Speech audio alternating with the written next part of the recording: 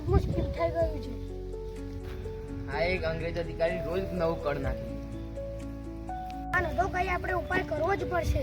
ચાલો સરદાર વલ્લભભાઈ પટેલ પાસે જઈએ.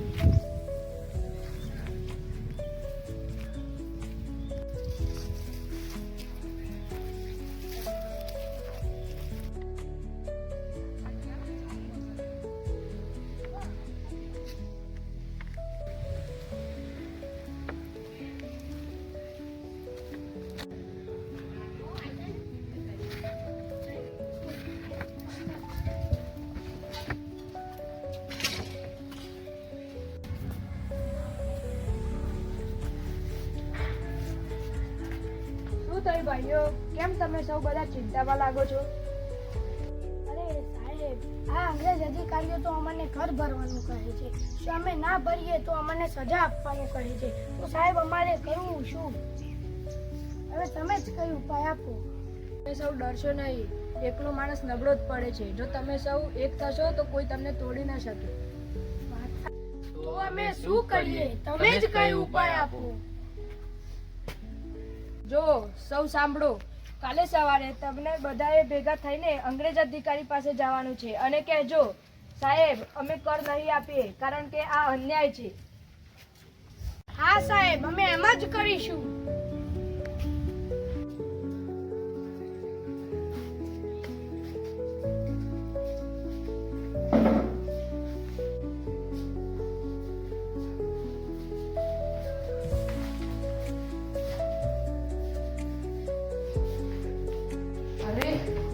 વાત છે, બધા જ ગામ લોકો અહીંયા શું કઈ કામ છે?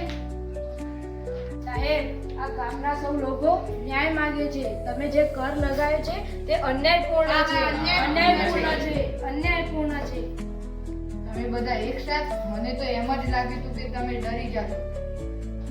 અમે તમારાથી ડરતા નથી. અમારી સાથે સરદાર વલ્લભભાઈ પટેલ છે. હા, સરદાર વલ્લભભાઈ પટેલ છે. એકતા જ અમારું બળ છે. હા, આ તમારી અરજી હું લઈ લઉં છું અને આગળ હું વિનંતી કરીશ કે તમારા ગામનો કર રદ કરવામાં આવે.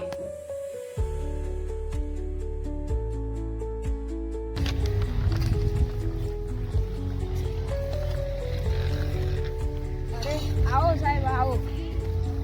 તમે જે ગામવાસીઓ તમે જે અરજી આપી હતી કરની, એ તમારી અરજી રદ કરવામાં આવી છે. આ જીત સત્ય છે. આ જીત એકતાની છે. યાદ રાખો ભાઈઓ, આ જીત મારી નહીં, આ જીત એકતાની છે. હા, એકતાની છે. હા, એકતાની છે. એકતા જ બળ છે. એકતા જ બળ છે. એકતા જ બળ છે. જય હિન્દ.